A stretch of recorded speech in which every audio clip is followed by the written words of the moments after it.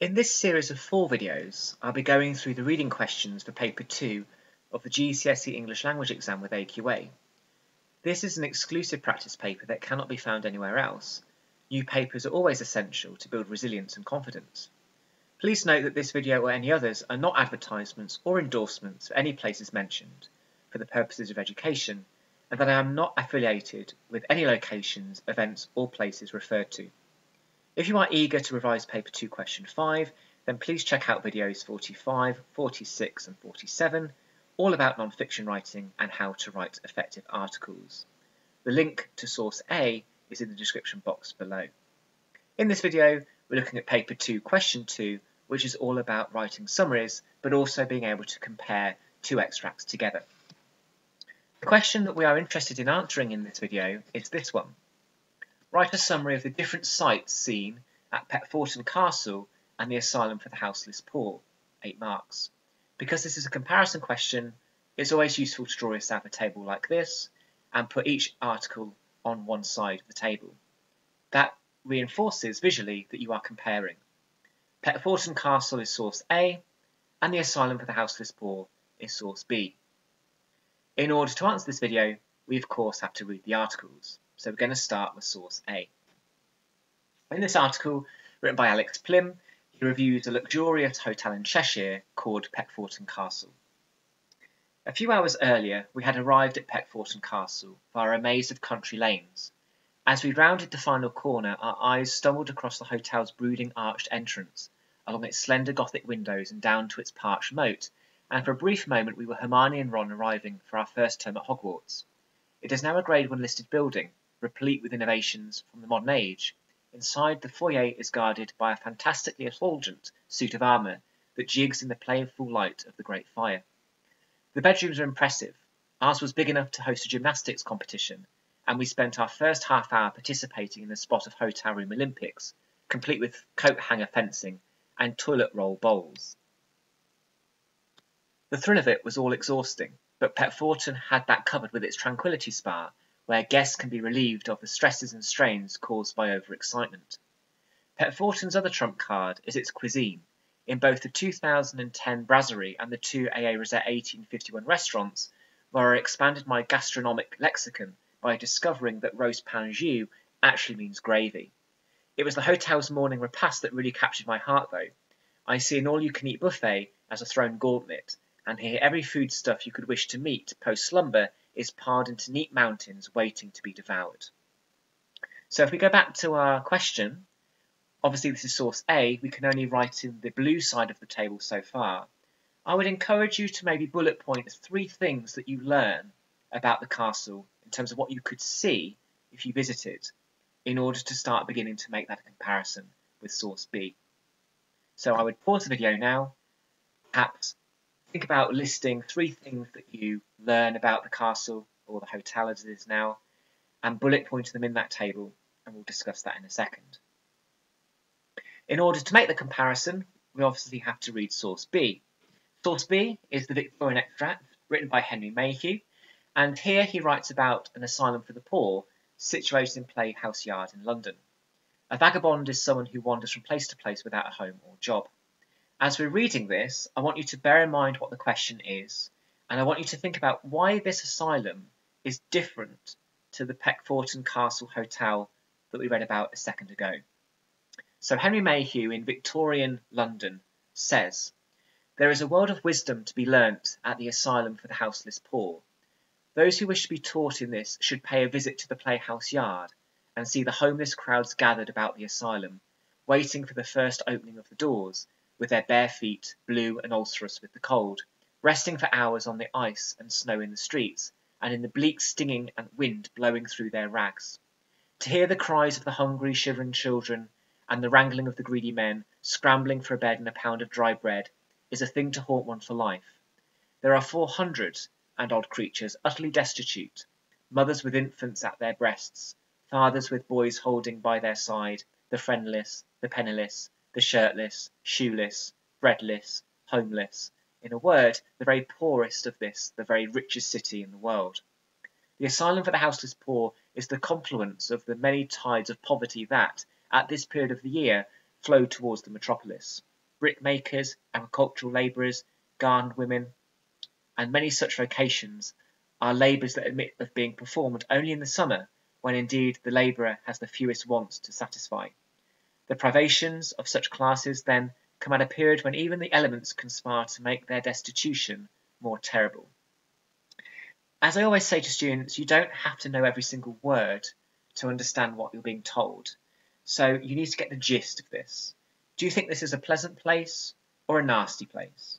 And what is it that gives you that impression?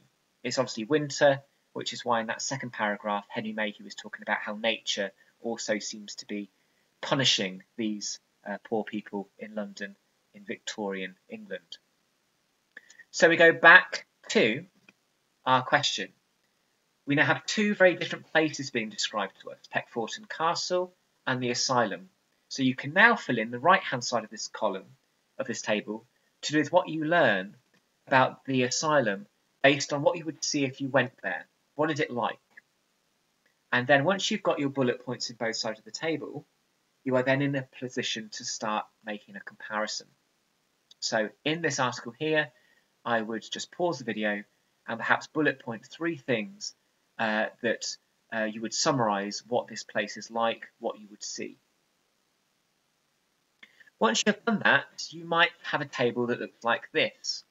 So Peckforton Castle is a grand old country house. It's now a hotel obviously, large bedrooms and a spa, and it also has lots and lots of food.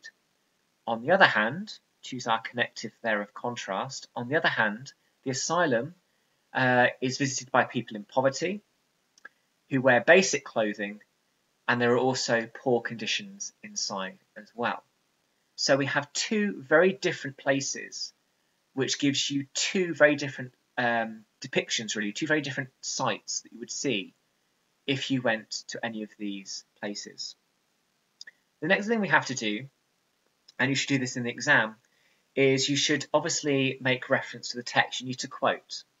So in this next slide, you can see that in order to prove that I am in fact correct, that these points, these bullet points are true, I've given each of these points a quote to show that I am embedding my summary within the evidence that is given to me by the writer.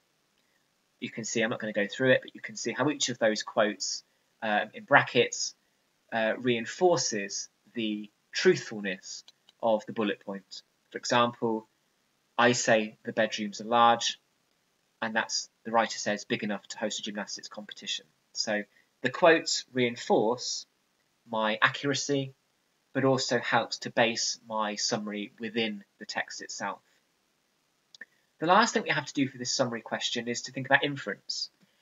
As I have said in previous videos, inference is being able to make a personal interpretation based on the evidence that is supplied to you. And words like suggesting, implying, and inferring, I always find act as really good prompts for students to give some inference afterwards. In other words, what does this mean to me? What do I interpret about something based on being told this? What do I work out for myself? So here you can see in green, I have given you an indication of that inference. Again, I'm not going to go through it all for purposes of time. You can obviously pause the video and read through them all. But you can see if we just look at that bottom left, lots of food, we've got the quote, but then we've got, that means it's quite extravagant dining. There's lots to try. It's quite excessive. It's quite indulgent. Clearly, this is a hotel where they almost bombard their guests with food, and it's also quite high-end food as well. You know, you have to be a very, very good cook in order to get a rosette or a Michelin star. So this is not, you know, a bag of chips from the local chippy. This is very kind of expensive and luxurious food. So we also, in our summary, when we are saying to the examiner what the difference is between two things in this case, we need to also put in the inference in green in order to show to the examiner that I can use inference and I can work out implicit information for myself. So if you haven't read through all of those yet, just pause the video. But what I'm going to finish this video with is 3 examples, 3 model answers from different parts of the mark scheme to show you what you would need to write like to achieve a particular level. So here we have a simple response. This would get you about 2 out of 8. Okay? So kind of level 1 of the mark scheme. If you remember, there are 4 levels or 4 bands for each question. This is probably the lowest one, the simple band. So reminder of the question, write a summary of the different sights seen at Peckforton Castle and the Asylum for the Houseless Poor. So in other words, why is the castle different to the asylum? So we need to compare.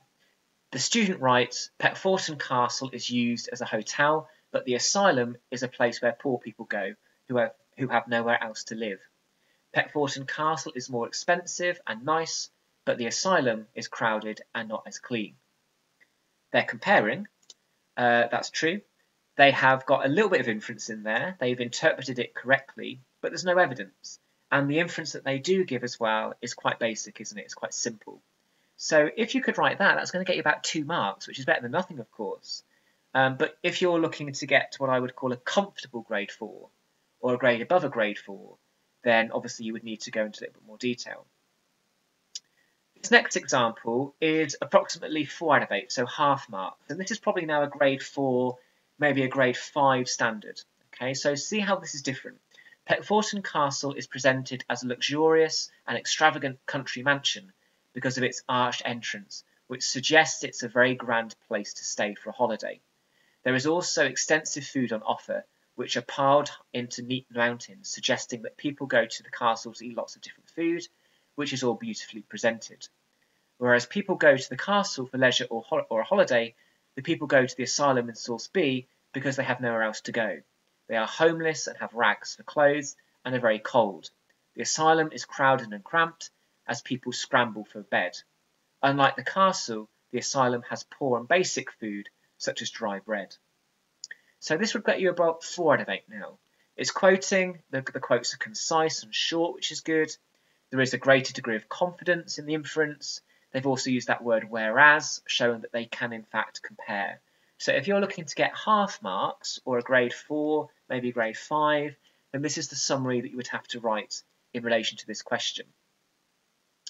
If you're aiming to get up towards the top of the 8 marks, so 7 out of 8, 8 out of 8, then you're looking to write something like this. Peckforton Castle and the asylum are presented as very different places. In source A, the castle has a brooding arched entrance and is a listed building, suggesting it has been given special status and must be protected. It is a country mansion used as a luxury hotel where wealthier people can spend leisure time. The fact it has large bedrooms and a spa implies that guests are well looked after, with immaculate accommodation and amenities. There is also lots of food piled into neat mountains, suggesting guests can taste a number of different foods, which is indulgent and shows the hotel gives guests extravagant dining experiences. However, the asylum is visited by people with bare feet, which are blue and ulcerous with the cold, suggesting the guests are poor and in poverty and enter the asylum for shelter. They aren't there by choice, but have nowhere else to go. The guests' poverty is also shown in their poor clothes, which don't protect them from the wind. The guests are also described as scrambling for a bed and a pound of dry bread, suggesting that the food is poor and cheap and the place is overcrowded and doesn't offer a lot of space.